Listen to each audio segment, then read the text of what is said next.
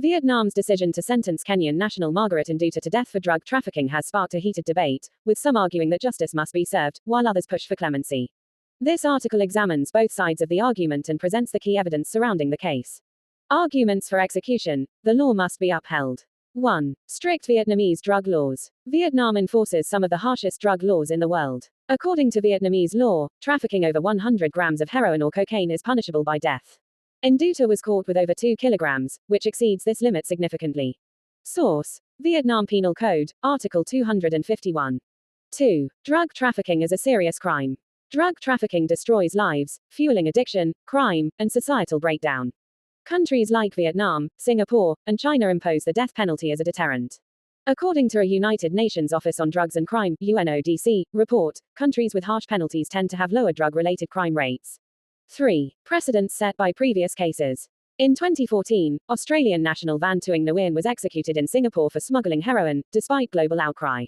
Similarly, Nigerian trafficker Bartholomew Chukwuemeka Okonkwo was executed in Indonesia in 2018.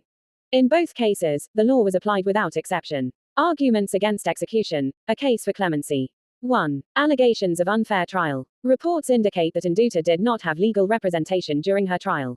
Lack of a lawyer could have prevented her from presenting a proper defense. Fair trial rights are protected under Article 14 of the International Covenant on Civil and Political Rights, ICCPR, which Vietnam has ratified. 2. Possible exploitation by drug syndicates. Many African nationals arrested for drug smuggling claim to have been deceived by traffickers posing as legitimate employers.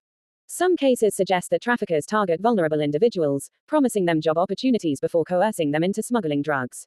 3. Kenyan government intervention. The Kenyan government has appealed for clemency, requesting that Nduta's sentence be reduced or that she be repatriated to serve a prison term in Kenya.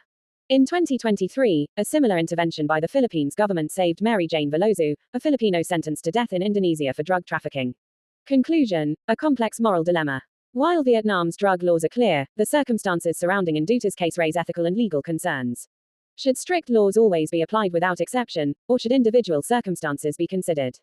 The outcome of this case will not only determine Nduta's fate but could set a precedent for future drug trafficking cases involving foreign nationals.